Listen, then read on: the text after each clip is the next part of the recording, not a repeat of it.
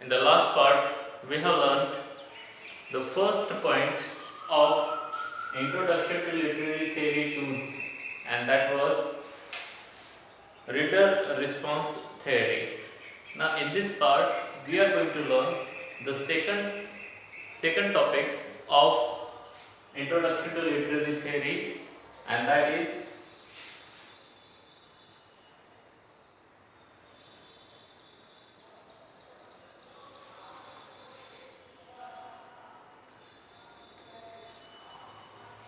Orientalism. So, what is actually Orientalism? Look at here.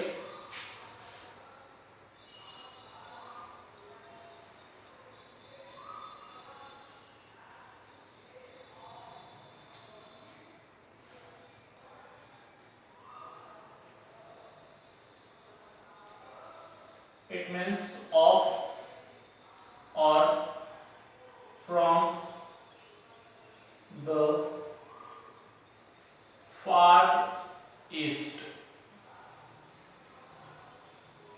So Orientalism, it means something that is related to the eastern countries, the countries which are in the eastern side of our globe, our earth. And this is written by Salim Samik Mala. Now there is first given introduction about Orientalism. So that we are going to learn now. So open your book, page number 185. Now listen carefully. If there was one decisive event, decisive it means conclusive.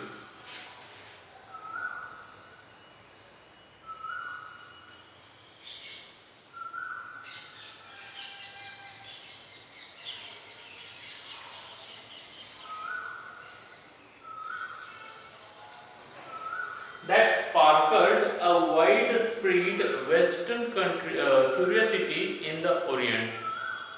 It was the translation of the 1001 Nights in 1704 by French Orientalist Anthony Galland. So, Anthony Galland was the first person who was the French Orientalist. Orientalist, it means the person who studies the language, art, etc. of the Oriental country, the countries which are in the eastern side. And the first translation of the thousand title, the title of a particular book, that is 1001 Night in which this book was written in 1704. Known popularly as the Arabian Nights, and this book was popularly known as Arabian Nights. The book carries the sense of exotism. Exotism, it means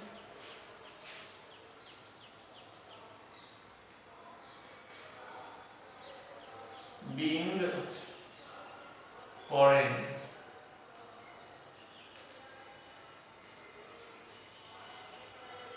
The sensuality and the mystery that comes to be associated with the European mind, with a timeless, unchanging Orient.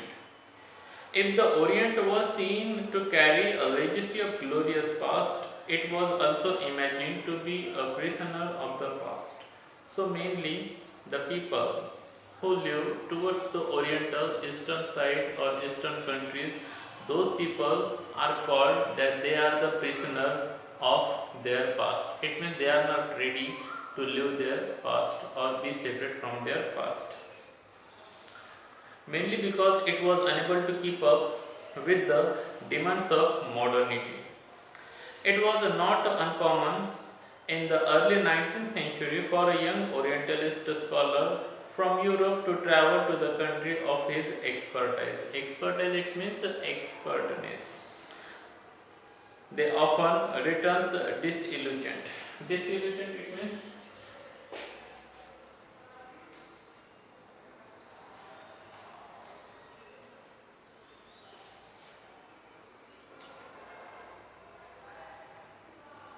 to destroy the false ideas. Disillusioned by the reality that encounter it means faced, and because the idea of the Orient seemed to have been a construction of their mind.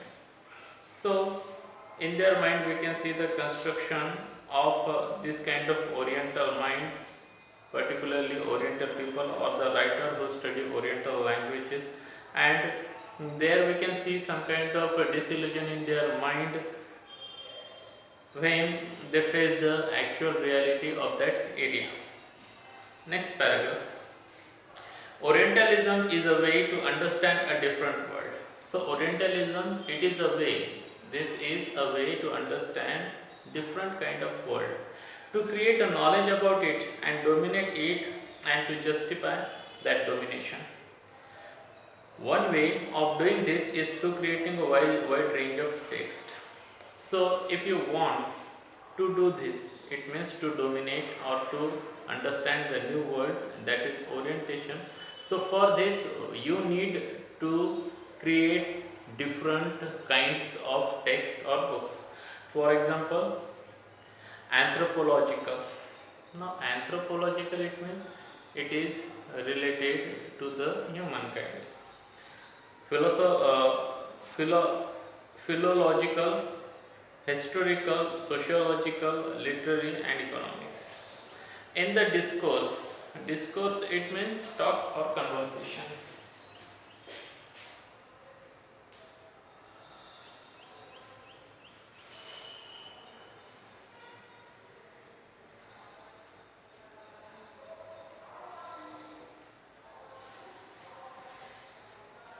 In the discourse of Orientalism, power and knowledge are inseparable. Inseparable, it means that cannot be separated.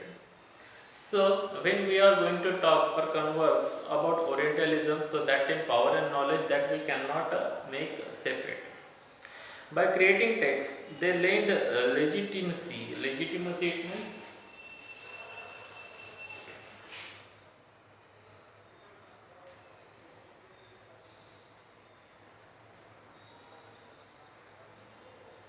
lawfulness to the knowledge they contain. Later, these would help in justifying the position of power the creator and the text occupied. It finds its manifestation. Manifestation, it means have something obvious or make something obvious clear. Manifesting in the colony history of Europe, where knowing the colonized subject is essential for governing the country. By translating Oriental classical texts into a modern European language, the colonials constructs the past that fits into the existing mystique of the Orient. Mystique, it means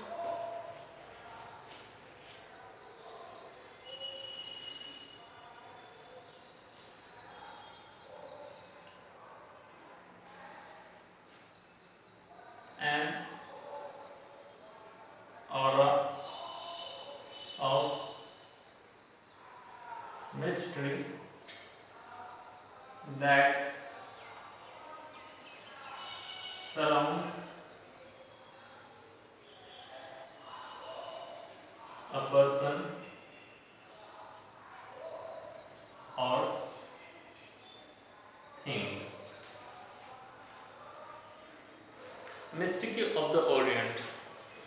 Orientalism therefore was invented in the West as a systematic study of a mystic East and existed in the Western imagination a way that were not quite faithful or faithful to how things actually were. Next paragraph. One of the perennial it means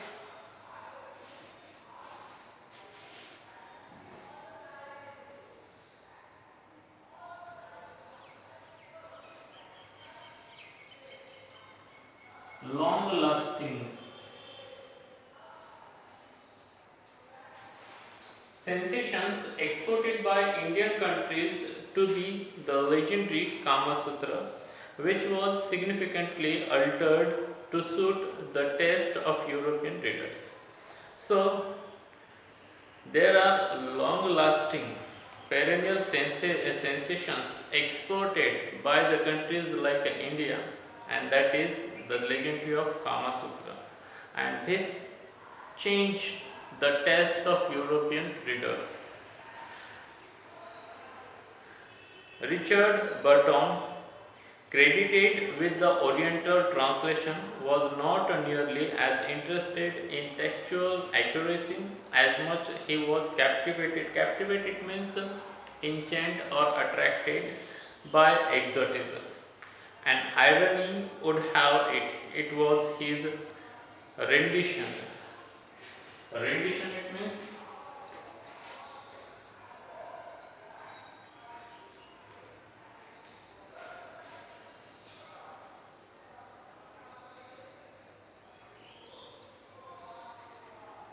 translation of a text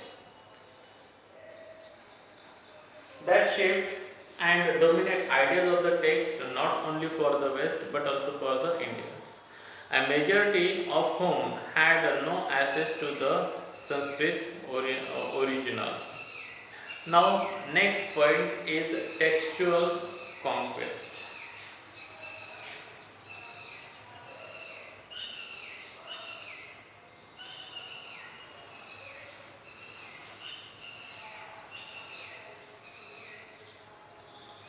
Textual it means of the text, and conquest it means victory. Now, the information given below that point. While it was a useful instrument in the hands of the European powers, Orientalism in itself must not be seen as a conspiracy against the Orient. Conspiracy it means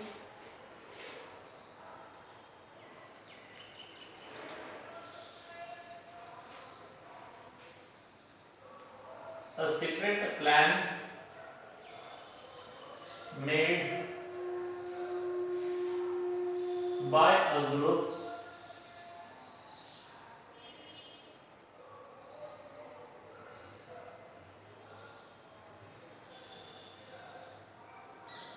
for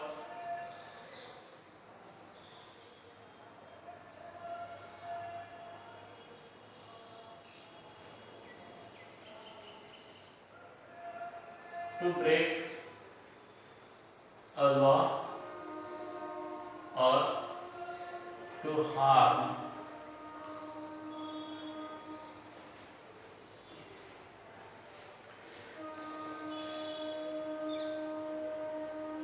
conspiracy against the Orient. It was not by design of the imperial it means of empire forces that Oriental scholars came into being. There have been literary interaction between Europe and the East since the time of the Greek classic. Since the Middle Age, however, this relationship came to frame through what Edward Said has called a lasting trauma for Europe, triggered by the massive success of Islam after the 17th century, knocking at the gate of Europe, threatening to break in. So, in the 17th century, there was a sudden burst of Islamic religion, and that was a very dangerous thing for the European people, because they were going to lose their religion, their belief, their past. The European psyche it means human mind or soul. Psyche was constantly aware of the presence of the Muslim other in its subconscious. What Orientalism did was to create caricatures. Caricature it means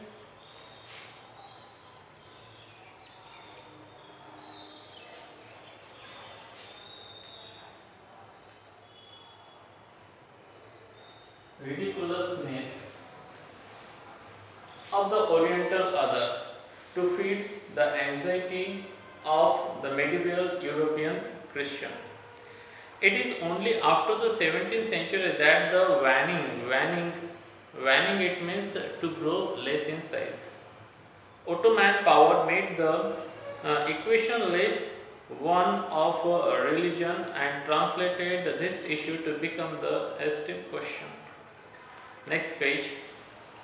Until the middle of the 18th century, most Orientalists tended to be scholars of the Bible, Islam, and Semitic language or of China. Semitic it is an Afro-Asiatic subfamily of language. These persist. Persist it means to be continued firmly. There persisted an uncomfortable gap in the very idea of the Orient. The term seemed to club cultures and diverse as those of the Near East. The Far East and the Indian subcontinent under the same rubric. Rubric it means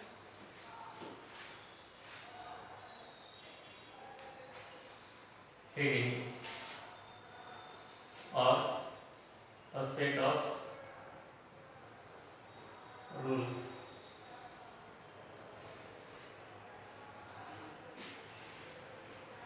By the end of 18th century, the academic landscape had erupted. Erupted it means burst out. And excitement after Anquetil, Dupont and Sir William Jones brought to light the treasures of Avesta and Sanskrit. Orientalism had now emerged as a career for aspiring young Europeans. Aspiring it means some new hopes for the European, new scholars, new learners, new writers. Imperialism had proved to be a lucrative means profitable pursuit, and European went on a colonial expansion. The areas occupied by Europe grew from 35% in 1850 to about 85% in 1940. Orientalism thus created an intricate body of knowledge. Intricate it means very difficult or complicated body of knowledge that defines the Orient through the array. Array it means arrangement of network associated and vested interest. Next paragraph. There are two kinds of knowledge produced during this period. One was exact and scientific in nature, and the other was in the realm of literature. Realm it means field of literature and imagination.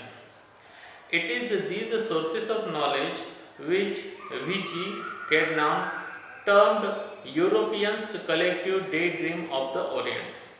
But the Edward said, caution us, Orientalism was not merely it means just, only, a whim. Whim it means some kind of freak. A whim of the Western fancy that never exists. The reality exists, but very often only as an inspiration for the discourse. Discourse it means talk or conversation. Said was a well-known writer. Said was interested in how the exchange between individual thinkers and their political concerns were shaped by the French and the British Empire project in the past and are influenced by the American government now. His research question was, how did philology, lexicography it is related to dictionary, history, biology, political, economic theory, novel writing and lyric poetry came to the service of Orientalism broadly imperialist views of the world. Further, as Said would go on to argue in this epoch-making book Orientalism, it was through its discourse that Orient was orientalized. So in this way, this textual conquest ends here, and in this way, this first part of Orientalism ends here. So students, we are going to stop here. Have a good day to all of you. Thank you very much.